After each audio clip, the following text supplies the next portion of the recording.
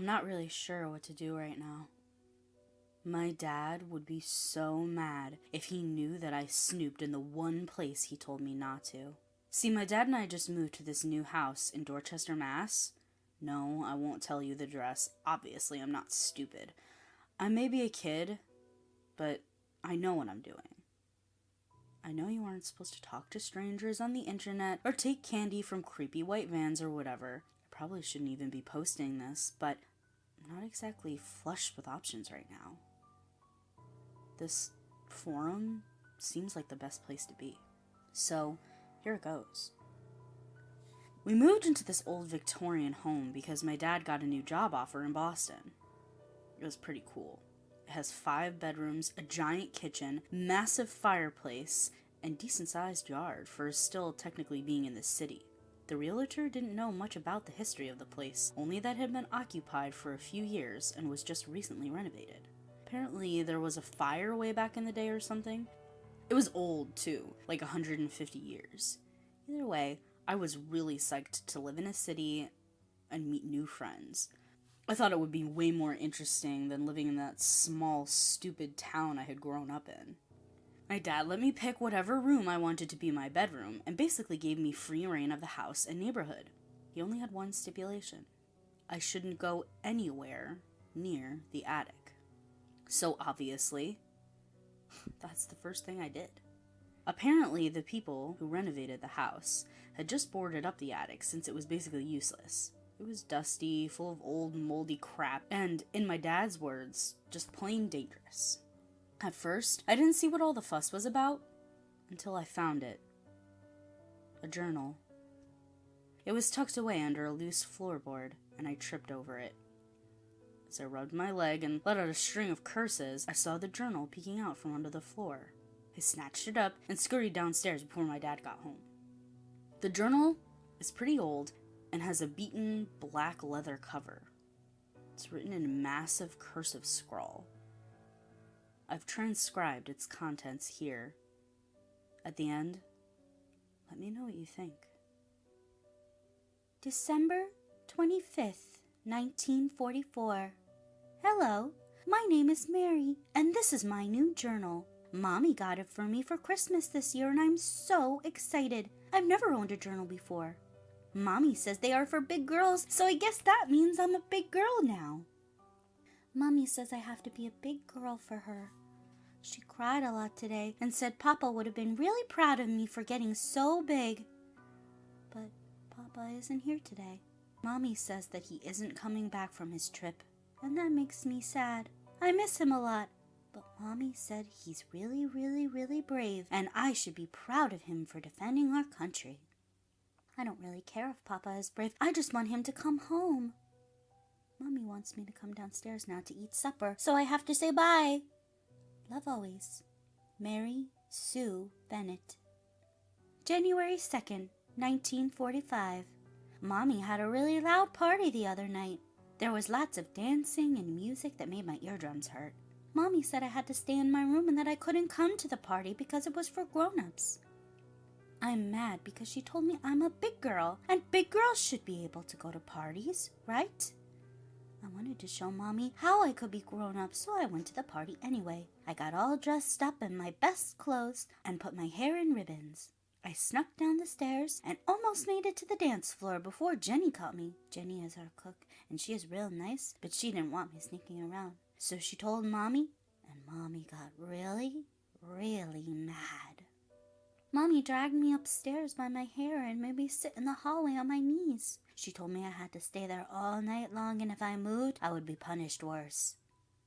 I tried really, really hard to stay on my knees, but it hurt and I got so tired.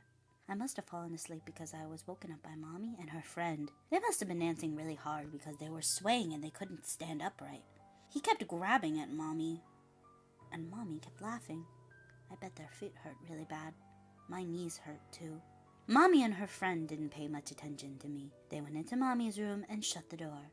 The music played all night long, very loudly. Love always, Mary Sue Bennett. January 26th, 1945. It's been really cold and Mommy has been crying more. I think it's because she misses Papa. I miss him too. It's his birthday today. Usually for his birthday, she and Jenny would make a big cake and we all sit around the table and eat it until our bellies were sore. But Mommy didn't make a cake this year. When I asked Jenny why, she said that Papa didn't need a cake anymore because he's in heaven. I hope he has cake in heaven. I decided to make a cake for Papa anyway, just in case he decided to come back. I wasn't sure what was in a cake, so I just added all the things we had in the kitchen. I was really proud, even though my cake didn't look as good as what Jenny and Mommy usually made. But I showed it to Mommy anyway. Mommy wasn't happy with my cake, and she wasn't happy with the mess I made either. She slapped me and said that Papa would be ashamed of me, and that hurt my feelings. I loved Papa more than anything else in the world, and I wouldn't want to make him mad or sad or disappointed. Love always, Mary Sue Bennett. January 28th, 1945. Mommy says I'm sick. She won't let me leave my bed. I feel fine, but Mommy says that's what all sick people say. Mommy thinks I'm a liar. I don't want to be a liar. Love always, Mary Sue Bennett. February 1st, 1945.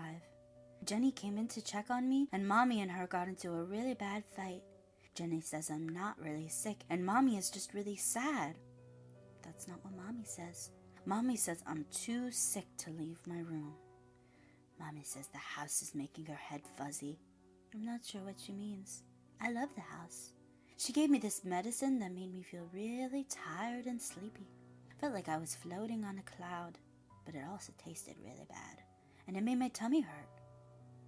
I hope I get better soon. Love always, Mary Sue Bennett. February 27th, 1945. Jenny woke me up last night. It must have been really late because she told me to be quiet so we wouldn't wake Mommy. She came over to my bed, tried to help me stand up, but I couldn't walk. My legs hurt really bad because Mommy keeps me in bed. I don't know the last time she let me stand, come to think of it. She says I'm too sick, but Jenny doesn't think I'm sick. Jenny thinks something's wrong with Mommy. Jenny carried me out of my room and told me that she was taking me to a special doctor. She told me that I was safe now and I didn't have to worry. Mommy didn't like that. Mommy was waiting at the bottom of the stairs with the pistol Papa got her for her birthday. Mommy says I'm sick and I need to go back to bed. Mommy is always right. Love always, Mary Sue Bennett.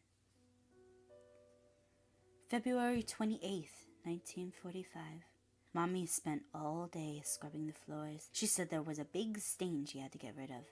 I asked her if Jenny could help her, and Mommy said that Jenny went away forever. Mommy also said that Jenny is with Papa. And you know, I'm glad that Papa has a friend. And who better than Jenny? Love always, Mary Sue Bennett. March 17th, 1945. Mommy says the house hums at night. I try real hard to listen, but I don't hear anything. Love always, Mary Sue Bennett.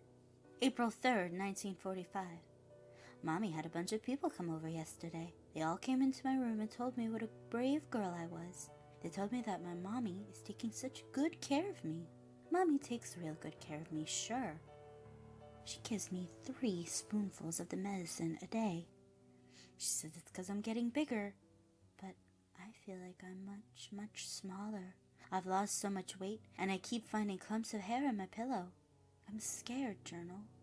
I'm really scared. My tummy hurts really bad, but Mommy says that she's going to make me better. Love always, Mary Sue Bennett. April 16th, 1945. I was in the paper today. Mommy showed me an article about us and how she's taking such good care of me. I look really skinny in the picture, but Mommy said that's a good thing. It's a good thing to be skinny. She says it means I'm getting better. And Mommy looked so beautiful in the photograph. Mommy says that people are going to send us money so I can get better. Love always, Mary Sue Bennett. April 21st, 1945. Today, I told Mommy I don't want to take the medicine anymore. Mommy didn't like that. She said I'm a very bad girl. Love always, Mary Sue Bennett. May 5th, 1945. Journal, I have a secret. I haven't been taking the medicine Mommy has given me. I know that makes me a bad girl, but I don't care. I hate the medicine. I hide it in my mouth when Mommy gives it to me, and I spit it out when she leaves. I feel much better now, and my hair is starting to grow back. And I can actually eat the soup Mommy feeds me. Yesterday, I even walked around my room. I think I'm getting much stronger. Love always, Mary Sue Bennett. May 6, 1945. Mommy didn't like that I hadn't been taking my medicine. She's not happy with me. She cried when I told her I was feeling better. And she slapped me across the face and told me how ashamed Papa would be of me. She told me I was a bad little girl and a bad daughter. She told me I'm gonna be sorry. But I'm not sorry. I'm not sick anymore. I didn't like being sick, and now I'm not. Love always, Mary Sue Bennett. May 10th, 1945. Mommy says I'm dying. She boarded up the windows in my room, and she locks the door every night. She says I'm contagious, and I'll make everyone sick if I leave. Especially her. I don't want to make Mommy sick, but I don't want to die either. She makes me take 4 spoonfuls of the yucky medicine every day. She waits for me to swallow it before she leaves the room, locking the door behind her. I don't feel good anymore, Journal. Maybe I am dying. Love always, Mary Sue Bennett. May 29th, 1945. Mommy makes me sick, and I can hear the humming now. Love always, Mary Sue Bennett. That's the last entry, Journal. When I googled Mary Sue Bennett, I found the obituary for a 5-year-old girl. They say that she suffered from a long illness and died peacefully in her sleep on June 5th, 1945. The obituary mentioned that the girl was cared for by her dutiful mother, Shirley Bennett. The obituary later went on to say how tragic of a story it was, but how Shirley was so brave and such a loving mother. When I googled Shirley Bennett, I found a wedding announcement from 1947. Shirley remarried a baker and had twins, John and Elizabeth. The happy family lived together in this house for years until Elizabeth and John were both killed in a fire on their 12th birthday. The source of the fire was never discovered, of course. But I'm pretty sure I know now who caused the fire. And I'm pretty sure that Mary didn't have a prolonged illness. I have to go now. Dad wants me to come downstairs and eat supper, so I have to say bye. Love always, Rebecca O'Connor.